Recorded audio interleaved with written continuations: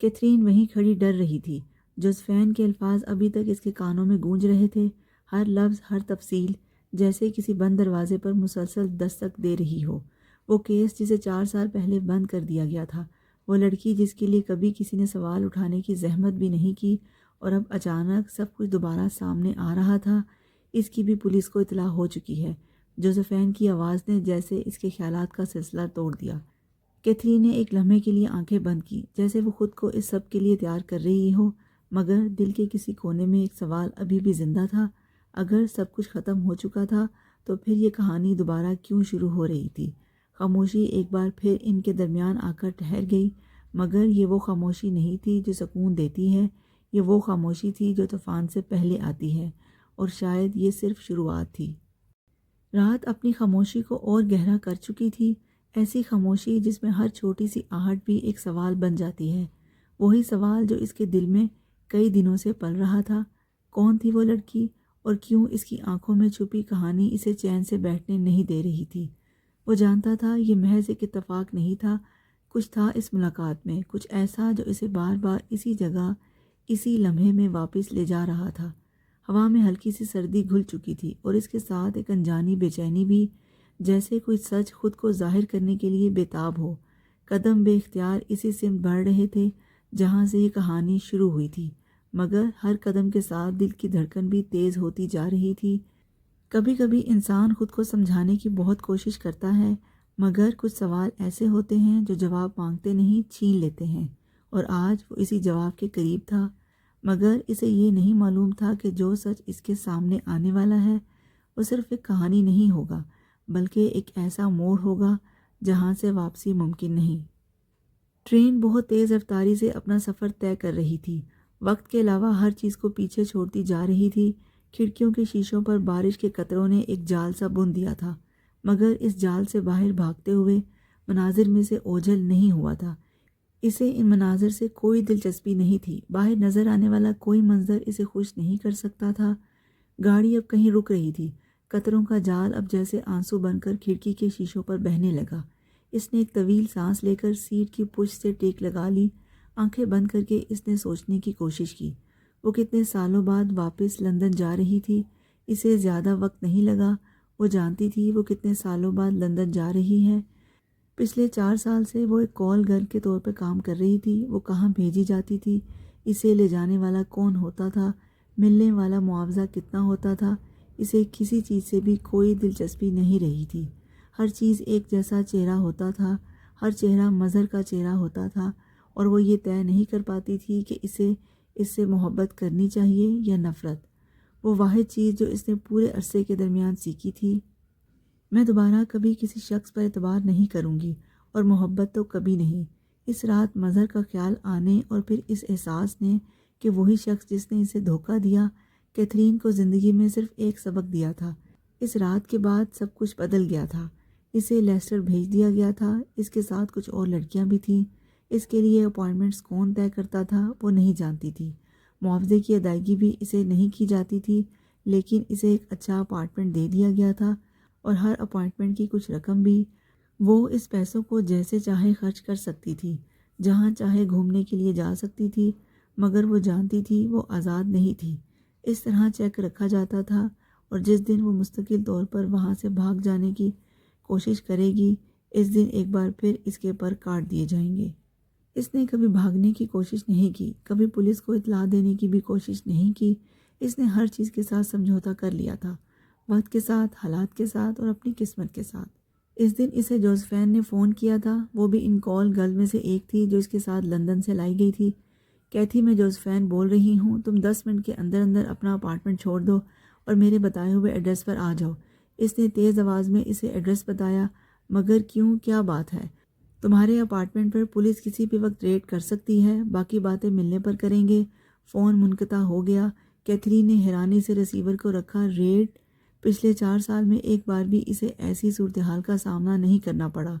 اب برق رفتاری کے ساتھ اس نے اپنے اپارٹمنٹ میں سے کچھ ضروری چیزیں اور تمام رقم لے لی اور اپارٹمنٹ چھوڑ دیا۔ 20 منٹ کے بعد وہ جوزفین کے اپارٹمنٹ پر تھی۔ جوزفین بہت خوش نظر آ رہی تھی۔ کیا تم جانتی ہو کیتھرین، ہم آزاد ہو چکے ہیں، اس نے کیتھرین کو اپنے اپارٹمنٹ کے اندر لے جاتے ہی کہا۔ مطلب وہ اس کی بات نہیں سمجھی۔ رچرڈ نے مجھے بتایا کہ فرینک قتل ہو گیا ہے اور گروپ کے ممبرز میں اختلافات بڑھ گئے ہیں۔ ان میں سے کسی نے پولیس کو اطلاع دے دی اور اب پولیس کسی بھی ان تمام جگہوں پر ریڈ کر سکتی ہے جہاں ہم لوگ رہ رہے ہیں۔ رچرڈ نے کچھ دیر پہلے مجھے یہاں منتقل کیا ہے۔ وہ بتا رہا تھا کہ اس افراتفری کا فائدہ اٹھاتے ہوئے جو لوگ بھی نکل جائیں گے وہ بچنے میں کامیاب ہو جائیں گے۔ تم خوش نہیں ہو؟ جوزفین کو اچانک اس کے بے تاثر چہرے کا احساس ہوا۔ اگر کچھ دنوں کے بعد ہمیں پھر ڈھونڈ لیا گیا تو؟ اس نے جوزفین سے پوچھا۔ اس کا کوئی امکان نہیں ہے، گروپ ختم ہو جائے گا، کیونکہ اسکاٹ لینڈ یارڈ کا وہ سراغ رساں جو آزمائشی طور پر رہا ہونے والی پوچھ گچھ کرنے کے لیے لے جانے والی نوجوان جرائم پیشہ لڑکیوں کے بارے میں فرینک کو اطلاعات فراہم کرتا تھا، وہ بھی پکڑا جا چکا ہے، اور ظاہر ہے وہ فرینک اور اس کے ساتھیوں کے بارے میں پولیس کو سب کچھ بتا دے گا۔ سب لوگ پکڑے نہ بھی گئے تو بھی یہ ریکٹ چلانا ان کے لیے ممکن نہیں رہے گا۔ تمہیں کیا ہوا؟ کیتھرین خوف اور بے یقینی کے عالم میں اسے دیکھ رہی تھی۔ اسکاٹ لینڈ یارڈ کے سراغ رساں نے فرینک کو ہمارے بارے میں بتایا؟ ہاں، رچرڈ بتا رہا تھا، پارٹنرشپ تھی اس کی فرینک کے ساتھ۔ یہ لوگ لندن میں رہنے والی لڑکیوں کو ٹارگٹ بناتے تھے، اور وہ بھی ایسی لڑکیاں جن کی فیملیز نہیں ہوتی تھیں یا جو جرائم کے سلسلے میں پولیس ہیڈ کوارٹرز لائی جاتی تھیں اور پھر پیرول پر چھوڑ دی جاتی تھیں۔ کیتھرین نے اور کچھ نہیں پوچھا۔ تو یہ مظہر نہیں تھا؟ 4 سال سے میں یہ سمجھ رہی ہوں کہ یہ سب کچھ اس نے کیا ہے، مگر مجھے یہ خیال کیوں آیا کہ مظہر میرے ساتھ یہ سب کچھ کر سکتا ہے، اور جب وہ واپس آیا ہوگا تو اسے میں نہیں ملی ہوں گی۔ پھر وہ اس عمارت میں گیا ہوگا اور اسے میرے بارے میں سب کچھ پتہ چل گیا ہوگا۔ تب اس نے کیا کیا ہوگا، کیا سوچا ہوگا؟ جب تم مسلمان ہو جاؤ گی تو میں تمہارا نام ختیجہ رکھوں گا، یہ نام مجھے بہت پسند ہے۔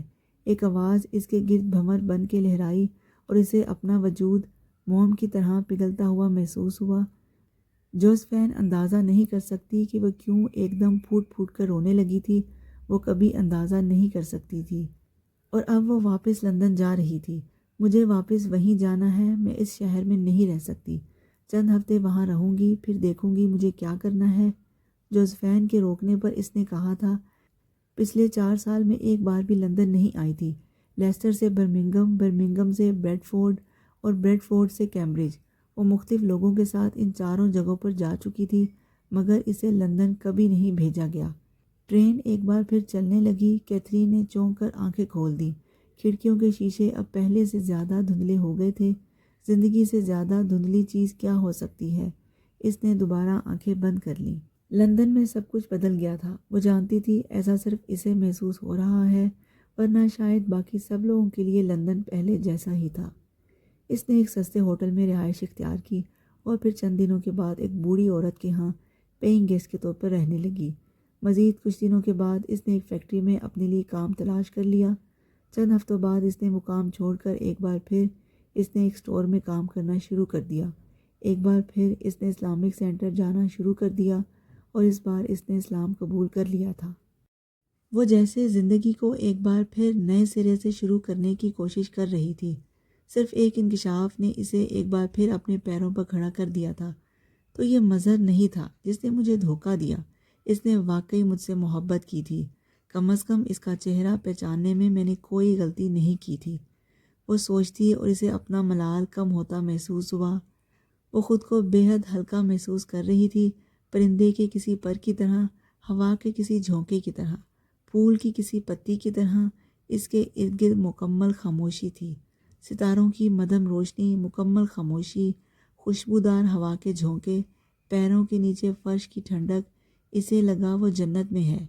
زید کو اسی شام مریم کا پیغام مل گیا۔ اسے توقع تھی کہ وہ ناخوش نہیں ہوگی۔ وہ دوسرے دن کالج اس سے ملنے گیا۔ وہاں جا کر اسے پتہ چلا کہ کالج سے بہت جلدی چلی گئی تھی۔ وہ کچھ دیر سوچتا رہا اور پھر ہوٹل کے اس ڈرائیور کے ساتھ اس کے گھر چلا گیا۔ دروازے پر دستک دینے پر چادر میں لپٹی ہوئی جو عورت باہر آئی تھی، اسے دیکھ کر زید کچھ حیران ہوا۔ اردو بولنے کے باوجود وہ پہلی نظر میں جان گیا تھا کہ وہ پاکستانی نہیں ہے۔ میں مریم سے ملنا چاہتا ہوں، ان کے کالج گیا تھا مگر وہاں نہیں ہے۔ میں نے سوچا گھر پر ہوں گی۔ وہ ابھی واپس نہیں آئی، ہو سکتا ہے کالج سے کہیں چلی گئی ہو، عورت نے مسکراتے ہوئے کہا۔ اگر آپ اجازت دیں تو میں اندر آ کر ان کا انتظار کر لوں۔ میرا نام زید ہے۔ زید نے کچھ جھجکتے ہوئے اپنا تعارف کروایا۔ اس نے اس عورت کو بے اختیار ایک قدم پیچھے ہٹتے دیکھا۔ وہ یکدم اسے دیکھ رہی تھی۔ زید کو اس کے تاثرات بہت عجیب لگے اور نروس ہو گیا۔ میں بعد میں آ جاؤں گا، اس نے کچھ معذرت خوانا انداز میں کہا۔ نہیں نہیں، آپ آ جائیں، اس نے دروازہ کھولتے ہوئے کہا۔ زید نے کچھ جھجکتے ہوئے اندر پاؤں رکھا۔ اس عورت نے دروازہ بند کر دیا اور اس کے آگے چلنے لگی۔ آپ مریم کی امی ہیں؟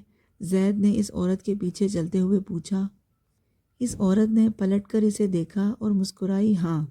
زید نے کمرے میں جاتے ہی وہ دونوں پینٹنگز وہاں دیکھ لیں۔ وہاں ان کے علاوہ بھی کچھ مکمل اور ادھوری پینٹنگز پڑی تھیں۔ کمرے کی ایک پوری دیوار مختلف پینٹنگ سے ڈھکی ہوئی تھی۔ ماما جان اسے کمرے میں بٹھا کر باہر نکل گئیں۔ وہ کرسی پر بیٹھا کمرے میں ادھر ادھر نظریں دوڑاتا رہا۔ ماما جان کچھ دیر بعد واپس آ گئیں۔ آپ پاکستانی نہیں ہیں؟ اس نے پوچھا۔ نہیں، میں انگریز ہوں۔ بہت سال پہلے میں نے اسلام قبول کر لیا تھا، پھر میں پاکستان آ گئی۔ وہ ان کا چہرہ دیکھنے لگا۔ کتنے سال سے آپ یہاں ہیں؟ 20 سال سے۔ بہت لمبا عرصہ ہے۔ ماما جان کچھ کہنے کے بجائے صرف مسکرا دی۔ میری ماں بھی انگلش تھی، پاپا کی ان سے علیحدگی ہو گئی۔ زید نے کچھ دیر بعد نارمل انداز میں بتایا۔ کیوں؟ پتہ نہیں، اس موضوع پر کبھی بات نہیں ہوئی۔ انڈرسٹینڈنگ نہیں تھی دونوں کے درمیان۔ آپ کے شوہر کہاں ہیں؟ اس نے کندھے اچکاتے ہوئے ماما جان کو اپنے بارے میں بتایا اور پھر سوال کیا۔ ان کا انتقال ہو چکا ہے۔ مریم تب 14 سال کی تھی۔ مریم کے کوئی اور بہن بھائی نہیں ہیں؟ نہیں۔ زید سر ہلانے لگا۔ وہ بہت اچھی آرٹسٹ ہے۔ ماما جان اٹھ کر باہر چلی گئیں۔ کچھ دیر بعد وہ زید کے لیے چائے کے ساتھ کچھ کھانے پینے کی چیزیں لے آئیں۔ زید نے انکار کیا، مگر ماما جان کے اصرار پر وہ چائے پینے لگا۔ مریم جس وقت گھر آئی اس وقت تقریباً شام ہو چکی تھی۔ ماما جان نے دروازے پر ہی اسے زید کے بارے میں بتا دیا۔ اسے حیرت کا جھٹکا لگا۔ وہ تو توقع نہیں کر سکتی تھی کہ زید اس کے گھر آ جائے گا۔ وہ اندر کمرے میں آئی تو وہ اسے دیکھ کر کھڑا ہو گیا۔ مریم کی سمجھ میں نہیں آیا وہ اس سے کیا بات کرے۔ اتنا انتظار تو نہیں جتنا میں نے آپ کو کروایا تھا۔ بہرحال آج میں نے آپ کا بہت انتظار کیا ہے اور میں سمجھتا ہوں اب حساب برابر ہو گیا ہے۔ وہ مسکرا دی۔ اسے زید کا یوں اپنے سامنے اپنے گھر میں کھڑا ہونا ایک خواب سا لگا۔ آپ کو یہ پینٹنگز کہاں سے ملی؟ وہ اسے ان کے بارے میں بتانے لگا۔ آپ یہ پینٹنگز واپس لے جائیں، آپ انہیں فریم کروا چکے ہیں۔ میں چاہتی ہوں یہ آپ رکھیں، مگر یہ آپ کے لیے میرا تحفہ ہے۔ تھینک یو، مگر آپ انہیں زیادہ اچھی طرح رکھ سکتے ہیں۔ زید کو اس کی بات پر بے اختیار خوشی ہوئی۔ اس کے جانے کے بعد مریم نے ماما جان سے پوچھا، آپ کو زید اچھا لگا؟ ہاں، وہ اچھا ہے۔ مریم کو ماما جان کا لہجہ بہت عجیب لگا۔ کیا یہ ہو سکتا ہے ماما جان کہ یہ شخص میرے علاوہ کسی اور سے محبت نہ کرے؟ کیا یہ ہو سکتا ہے کہ میں ہاتھ بڑھاؤں اور یہ میرا ہو جائے؟ میں نے بے قراری سے کہا۔ ماما بہت خاموشی سے اسے دیکھتی رہیں۔ اس کی زندگی میں ایک لڑکی ہے صوفیہ، یہ اس سے محبت کرتا ہے۔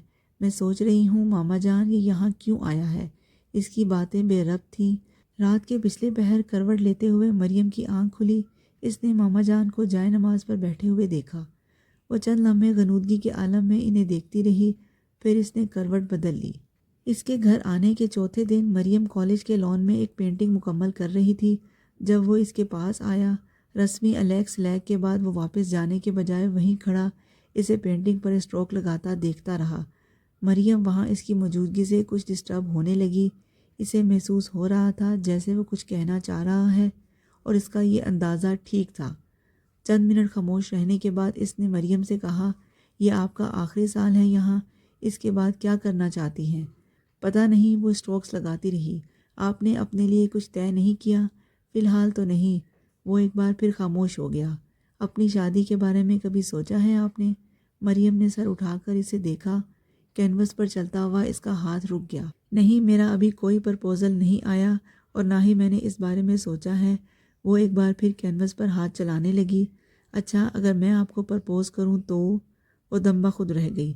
آپ مذاق کر رہے ہیں؟ اس نے بے اختیار کہا۔ اس بار حیران ہونے کی باری زید کی تھی۔ مذاق؟ میں مذاق نہیں کر رہا۔ وہ نروس ہو گئی۔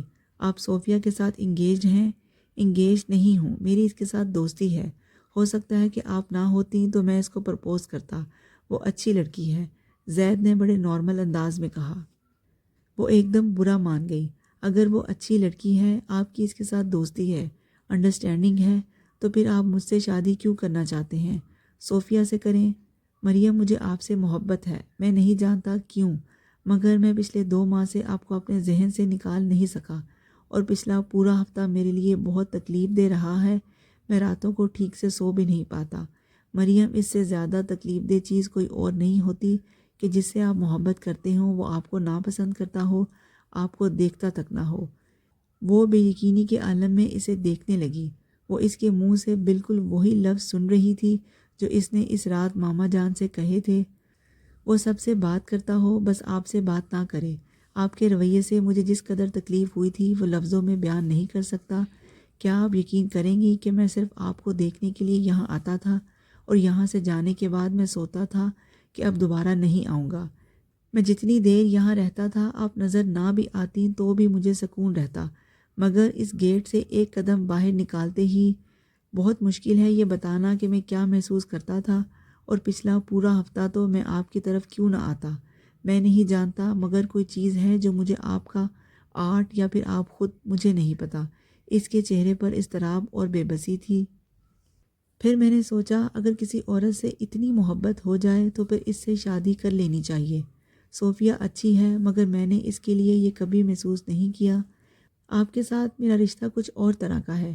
جیسے ابھی میں آپ کے پاس کھڑا آپ سے بات کر رہا ہوں تو مجھے لگ رہا ہے جیسے میں اپنے مدار میں ہوں، مگر میں آپ کو کسی دھوکے میں نہیں رکھنا چاہتا۔ میری فیملی کی مرضی کے بغیر بھی آپ سے شادی کر سکتا ہوں۔ یہ خاصی ناخوشگوار صورتحال ہے، لیکن میں آپ کو کوئی بھی گارنٹی دینے کو تیار ہوں۔ آپ کو مجھ سے کبھی بھی کوئی شکایت نہیں ہوگی۔ مجھے محسوس ہوتا ہے کہ میں آپ کے ساتھ بہت خوش رہوں گا، اور صرف میں ہی نہیں، آپ بھی۔ کیا آپ شادی کریں گے مجھ سے؟ وہ زید کا چہرہ دیکھتی رہی۔ ہاں، آپ گھر آ کر ماما جان سے بات کر لیں۔ زید کے چہرے پر اطمینان بھری مسکراہٹ نمودار ہوئی۔ کیا آپ کو یقین ہے آپ کی ماما مان جائیں گی؟ ہاں ٹھیک ہے، میں ان سے بات کر لوں گا۔ وہ چند منٹ اس کے پاس رکا اور پھر چلا گیا۔ کینوس پر نظر جمائے ہوئے بھی مریم جانتی تھی کہ وہ اس سے کچھ اور کہنا چاہ رہا تھا، اور جب وہ اس کے پاس سے چلا گیا تو اس نے پینٹنگ بند کر دی۔ وہ کتنی ہی دیر بے یقینی کے عالم میں اپنی آنکھیں بند کر کے اس کے لفظوں کو دہرانے کی کوشش کرتی رہی۔ رات جیسے آہستہ آہستہ اپنے سائے سمیٹ رہی تھی، ویسے ہی اس لمحے کی نرمی بھی دونوں کے دلوں میں اترتی جا رہی تھی۔ لفظ کم تھے مگر احساس بہت گہرے۔